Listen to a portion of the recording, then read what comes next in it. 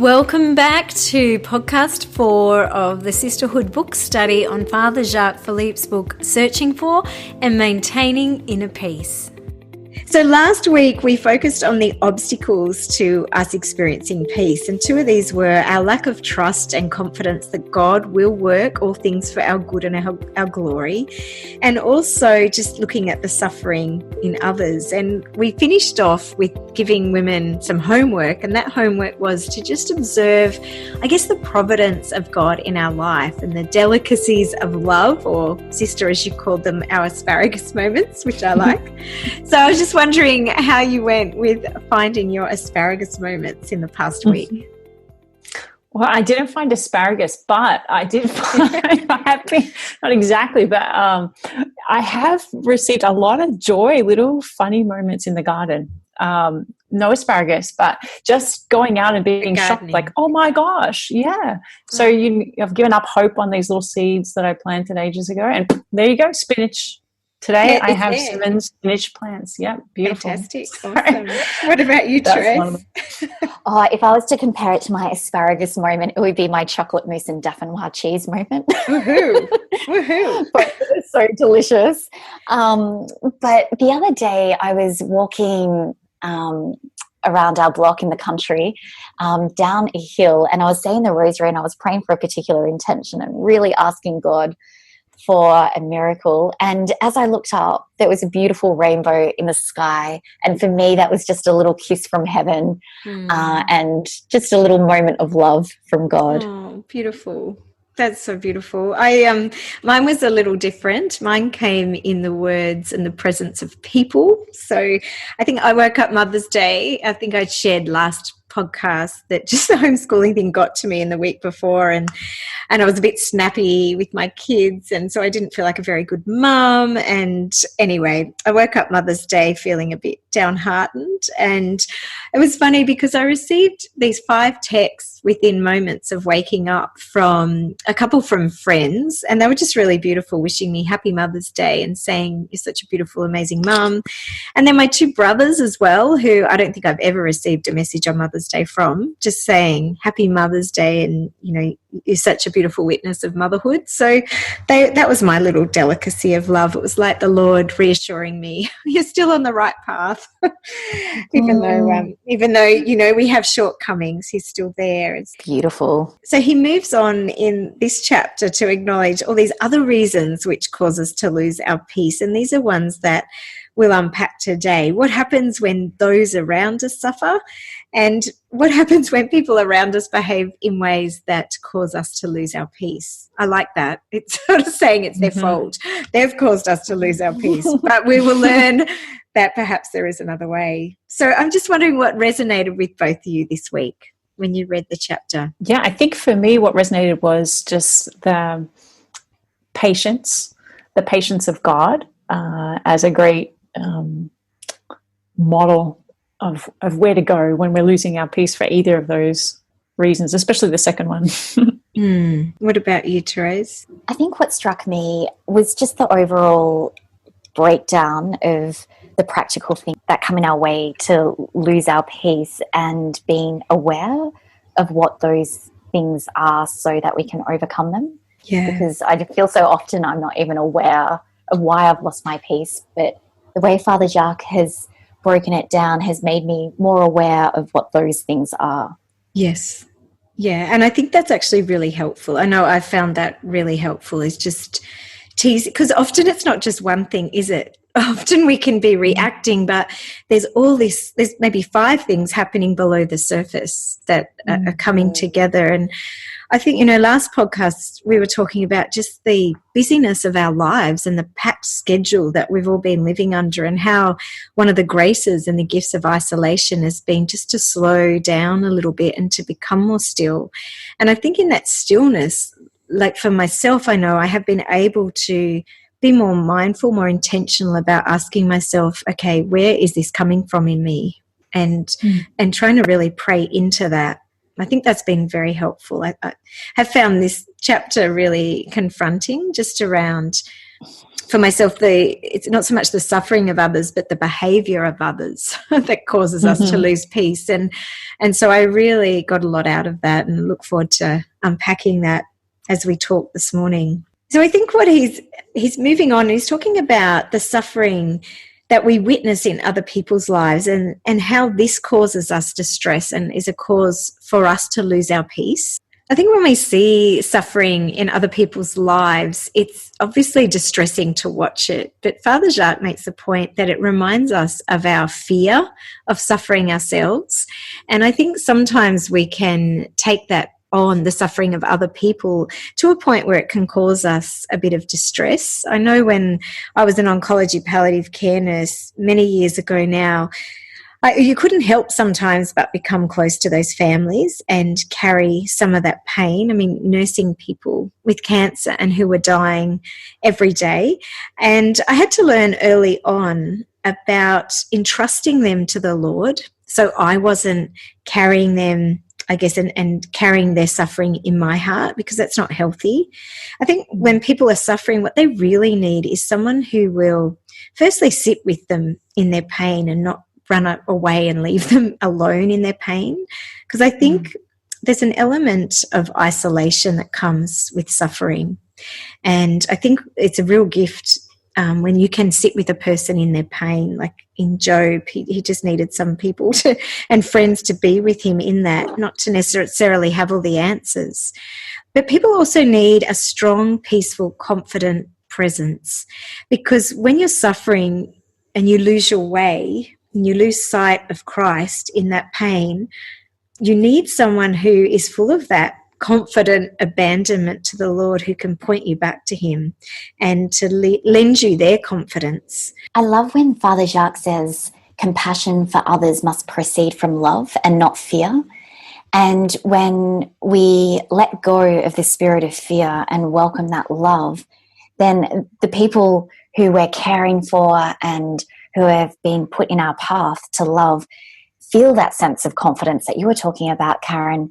And by praying for them and supporting and loving them in a spirit of peace and abandonment to God, it allows that relationship to be strengthened, founded on love, not fear. And it's interesting, I mentioned the last podcast about some of these children that myself and my team through One Plate have encountered across the developing world and the suffering that they've gone through. But what's so fascinating for me is looking at the Christian volunteers that volunteer in these places of how much joy and hope and peace they have in the midst of these slums and this great suffering, compared to the humanitarian aid workers who have no faith, who are very secular. And often they end up quite depressed and sad and burnt out by the level of suffering that they deal with every day and working with these children, because it's so hard.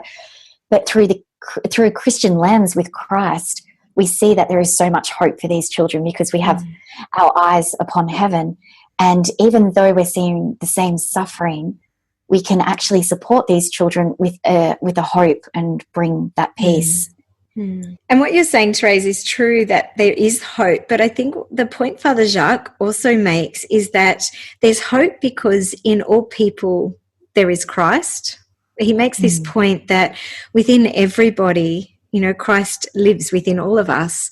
And so if Jesus is in somebody, then Jesus is hope. And there's always the hope of the resurrection, the hope that something will be restored and transformed. And I think that's a really powerful perspective to have. Yeah, I think that my own experience of just, being a sister on the other side of the world for most of the time, and you hear back from home from your family, who I love dearly, and at different moments they were experiencing such horrendous suffering, and I had to come to a place where I could let Christ in them be the one to console them, because I couldn't be there in person to do that. So that actually gave me a lot of peace of not carrying them myself, because that's not what he was asking of me to do, you know, and by doing that, I was actually closing myself off from the people I was over there to serve, you know. But not easy, very, very difficult, and I think probably still difficult for my family, you know, to understand. Yes. But that no less was it an accompaniment by not carrying it myself. It was very much, I felt I lived with them, those sufferings, but letting Christ be the one who actually heals. Absolutely. I also love this just quote from 2 Corinthians when he talks about, we read it in the Divine Office quite often, and I love it. He talks about, blessed be God, who comforts us in all our affliction, so that we will be able to comfort those who are in any affliction with the comfort with which we ourselves are comforted. So this having, I think St. Bernadette talks about, you know, suffering passes, but having suffered endures. There's having been comforted by the Lord becomes an incredible treasure to pass on. It endures.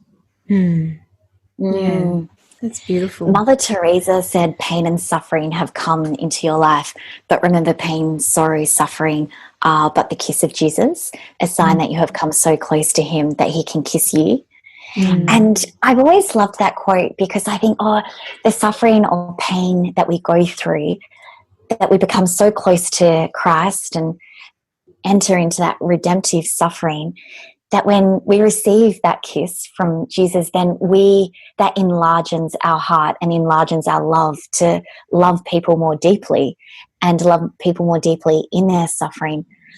And just going back to what you were saying, Karen, about the first part of loving people deeply in their suffering, but not carrying it as a burden for ourselves, so that we can love them more purely and with more hope, can be a difficult thing.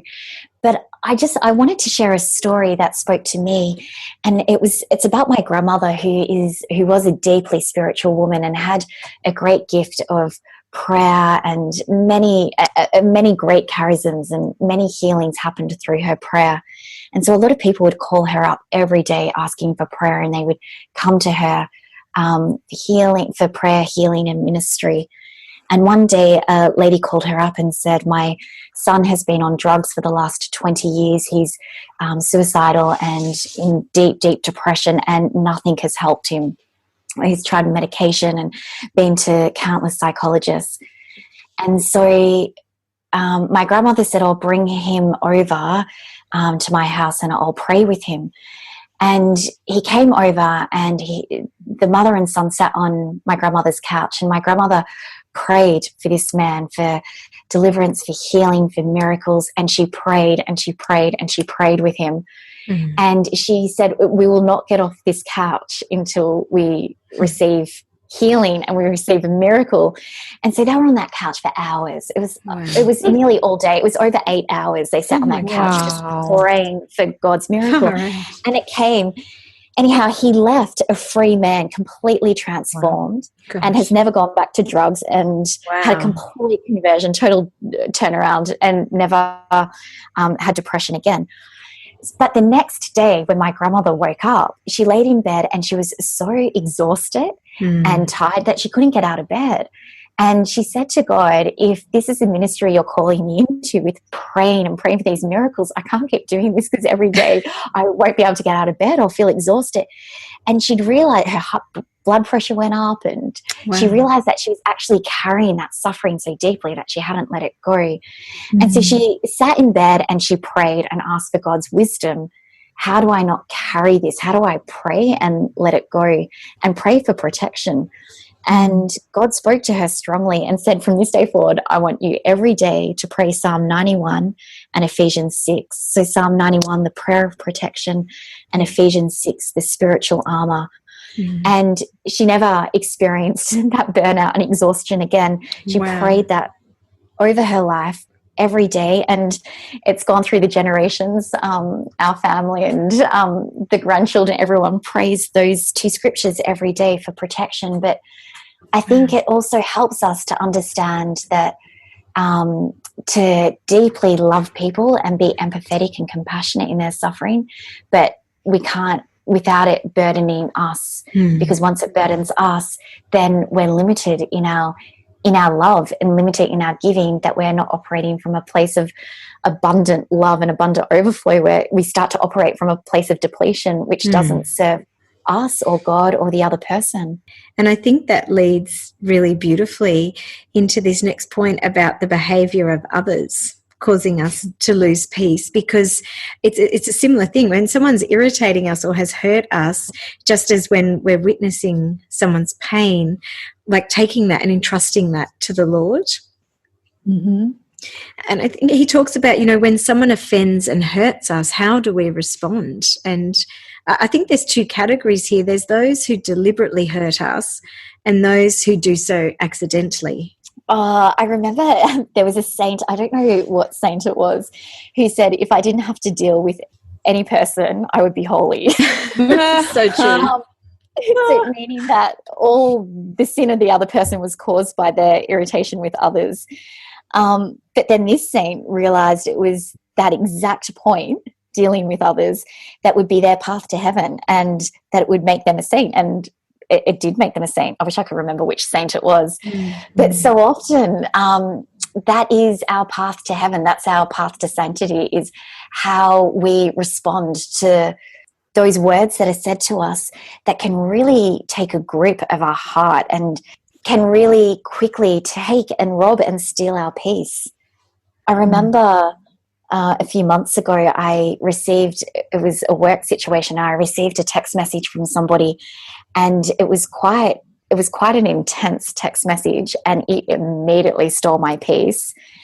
And it was really hard for me to get over it. And I held on to it, and those words just totally unraveled me. And when I'm in a place of prayer, it's so much easier for me to stand in that firm truth of who I am. But taking it on board and just going over and over it in my mind and not taking it to God, it becomes so much bigger than it actually is. And that steals that peace. Yeah. So I think to be able to take those moments where somebody says something and it's hard for us to be able to take it to God and leave it there is really difficult, because sometimes we like to mull over it, and we get some crazy benefit of mulling over it. I don't know what, but we mull it, and it's harder to let go. But that robs us of our peace. Yeah, it just festers, and it closes us to God. And I think we have a funny rule in our community. So we still use the rule of St. Augustine, which is pretty old. and at the end of the rule of St. Augustine, it says, and you should read this every week. So we do. And there's this one line in there that talks about conflict in the community. And it talks about how it's really important to resolve things quickly so that we don't mull over them. And he has this line, he says, to be careful that we don't make of a mote a beam, and cause the soul to be guilty of murder, he says. In the end, we end up killing the person in our minds over something that was probably trivial in the moment, but the time left turning it into a resentment is really dangerous for the soul. Yeah. Absolutely. I remember John Bevere wrote this book called The Bait of Satan, and it was really great. He was saying, any time we are offended, that is the bait of Satan. He's holding out bait for us, waiting, and he just knows that we'll take it because we're human. Like you said, how many times have we had conversations with people in the shower in our mind, arguments, and you've got this whole argument happening, and then you're just standing there in the shower. But it's the bait of Satan, and that's that offense. Like when we're offended by somebody, whether that's intentional or not, we take that offense, and like you said, sister, we turn it into a resentment and allow it to fester. And I think, in his book he was saying, we've just got to refuse to take the bait of Satan, just refuse and go in the opposite direction. And that is a spirit of gentleness and peace that even when we are offended, like to take a step back and ask the Lord into it and to respond in an attitude of gentleness and peace. I mean, how many times have you encountered or been on the receiving end of someone who's angry and lashes out versus somebody who's really gentle and corrects you in truth and love? Like, it's a very different experience. Yeah. And I think I try and teach my kids this, that love wins all the time. Like gentleness, peace and love as your response wins every time. I often think of that movie, that, you know, the Anne of Green Gables movie.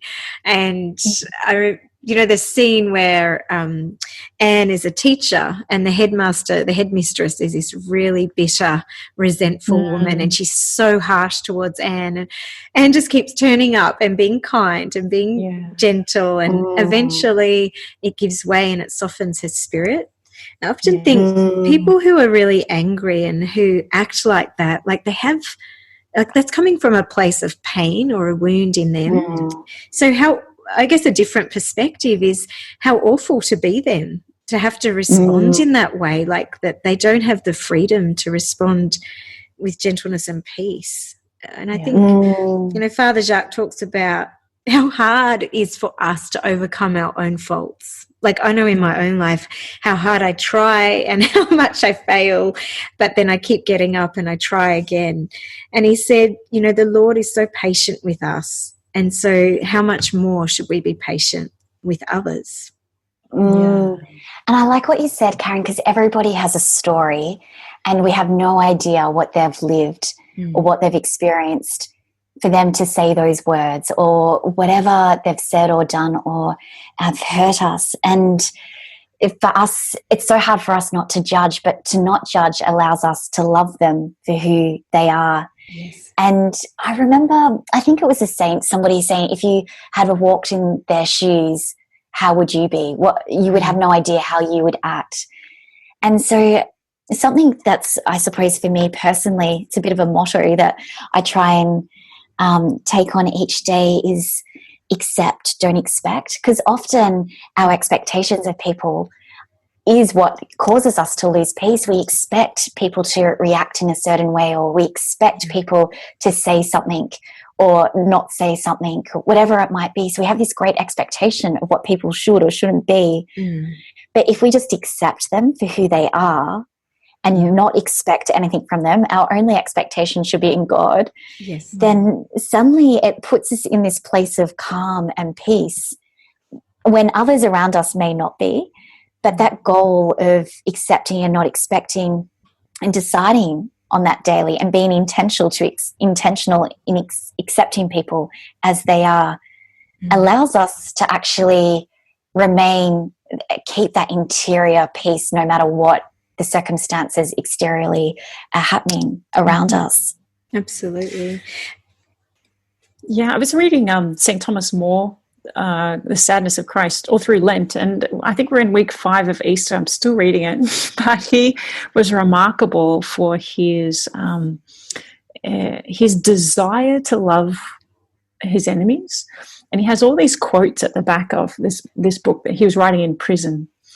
His great desire to be a great friend to his enemies. And one of his lines of thought that helped him maintain that disposition was just realizing there aren't any ordinary people, right? They're going to be either everybody in front of me is either going to be my companion for eternity in joy, and unity with God, or someone I would pity forever, at the devastating loss. And so just the kindness that we owe to everybody, it just helped him a lot to maintain that. Yeah, I think one thing I'm noticing, like you said, is how we see people, sister. And what I'm seeing more, and I think you mentioned it's very much the Australian way, is this culture of criticism and put down. And even in our minds we do it with people, but I notice it a lot, and I think we'd all do so well to have a spirit of affirmation that just encourages and affirms people, even if they're irritating you. Like look for the good in them and affirm that. I know with my kids, you know, there's times where, you know, they might be annoying or they might not be doing something the way I want them to, but if I can focus on what they're doing right and affirm them, they're more open to that correction. I know for my husband too, like they say you need to give 5 positive things for every negative. So we really need to be putting more focus. I know with my husband, like men particularly love and crave affirmation. Yeah. And, you know, it opens people's hearts. And I know in my marriage, like I really try and practice that as a daily practice, trying to find something. So, you know, in marriage, as with religious life or any other vocation, like you go through seasons that are challenging. And I think in the challenging seasons of marriage, one thing that's always been really helpful for me is to focus, and Jonathan does the same with me, to focus on what the other person's doing well, because you can very easily in a season that's not, you know, going as great as other seasons, slip into that negative pattern of criticism, which destroys intimacy, whether it's intimacy in marriage or friendship. And so I think it's just a really good practice to get into, of encouraging and affirming and gratitude for the good in those around us. It helps us see past their faults. Yeah, I completely agree. And I think it's so important to speak it out, because so often people might think something beautiful about someone, but actually speaking it out to that person can actually be life-changing for that person. It could be transforming. You don't know, the small affirmation you might say to someone could actually be quite pivotal for them in their life. Absolutely. So important. Yeah. I think that's really hard in our Aussie culture, though. I mean, especially the kind of Irish, you know, is kind of very reticent. You know, you're expected to just do your job and be quiet about it and don't say anything and don't expect any praise. It's very hard to overcome that. I know for myself, you know, I see the flourishing, especially of these young kids at school, the young boys particularly. They flourish with affirmation. Absolutely. But in your regular life, I find it even now still very challenging to put into words an affirmation, because it's not something that I've grown up seeking or relying on, or hasn't been part of my, you know, way of being. So I feel almost fake getting it out. But it does have good fruits, you know. And I think developing, it's like seeing it as a habit. So how do we grow in a new habit? We need to practice it. Right.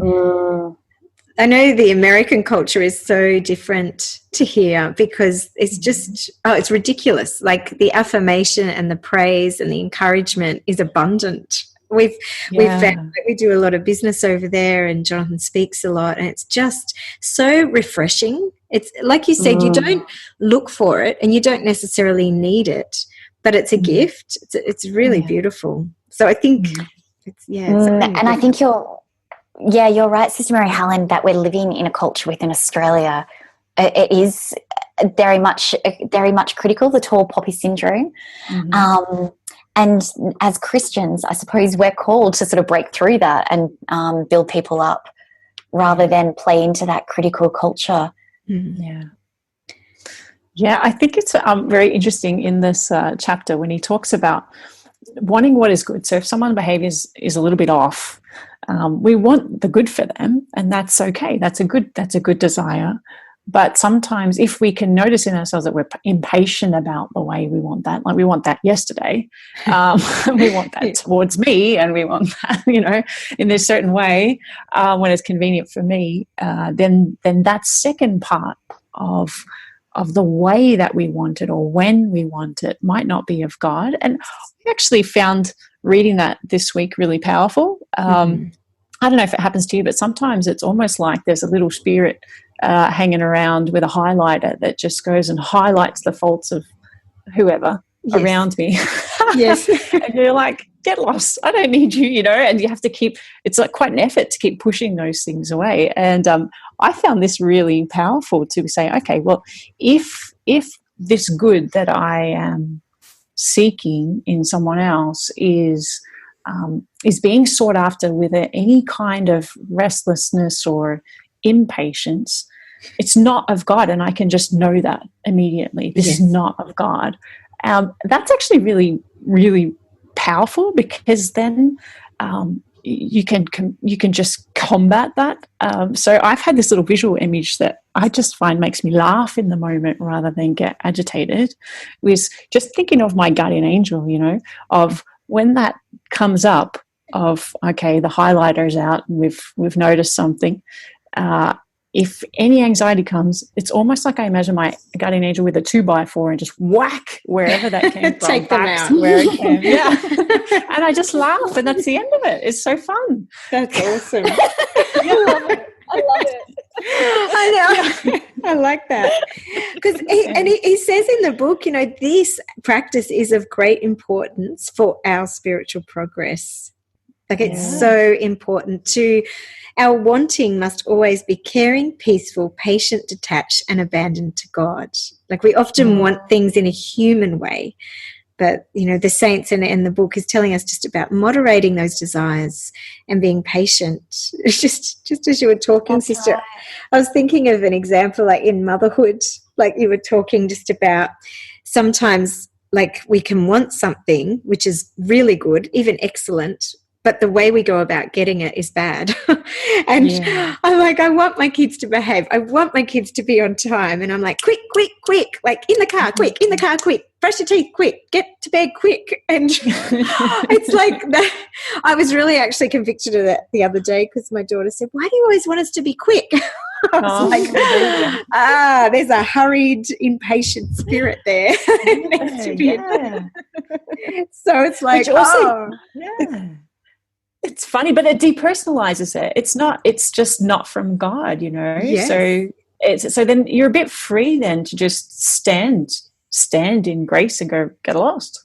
Yeah, well, I'm trying to bite my tongue. Literally, I've hurt my tongue by biting it this week. I have, because reading this book has really convicted me of these areas in my own life, and especially with motherhood, I guess, because, we're just coming through this isolation where everyone's at home all the time. And it's very human, obviously, to get irritated. But it's like, okay, but I'm a Christian. I'm a Catholic woman here who professes Jesus as my Lord, and I want to experience his peace. I want my children to experience that peace. Like, okay, I actually have to put some of this into practice. It's not enough to talk about it on a podcast and sound really intelligent. I actually have to live this in the day in, day out with my kids. And it's a daily decision, isn't it? It's about being intentional every day, because, it's the self-awareness of knowing the gaps. And, I experienced something a few months ago where there was something irritating me, and I was like, I didn't pay attention to it. I just let it go. And then as soon as I was self-aware, I was like, okay, now I need to make a decision, be intentional, and let it stop. I love that story that Saint Therese tells in the Story of the Soul, where there was the nun in a chapel who would make those noises with her beads, and it used to irritate Saint Therese so much. And the more she focused on it, the more she looked for it, the more annoyed she got, and the more irritated she got. And I'm sure we've all got moments in our life where there's those beads. So real, very real. So real. And she just heard it more and more, and those beads just got louder and louder. But she realized, just with that self-awareness of how it was taking away her peace, that she needed to do something about it. And so she tells that she started offering it up, that every time she heard that noise, she would offer it up for the salvation of souls. And to the point where she started getting excited, and she started wanting to hear that noise because it was another soul that she could offer it up for. And that story has really helped me, of different things that might happen in my day that might throw me off, or where I lose my peace, where I can just go, I can offer this up, and offering that up can set us free. Yeah. And offering up for whatever particular intention we have in our life, it can really help. Absolutely. I think that's a good I think that's a great place to end as a challenge for the coming week, is this invitation to ask for the grace to grow in patience with others and to see their irritations as invitations to grow and for our own transformation and an opportunity to really love. I hope and pray that conversation was a real blessing to you, and I really encourage you to take some time before the Blessed Sacrament and allow the truths contained in this little book to really penetrate your heart and your soul. If you are interested in a copy of the PDF journal for each episode, head on over to the Genius Project, www.geniusproject.co, and fill out the form on the podcast page. Don't forget your challenge of the week, and until next week, God bless you and have a beautiful week.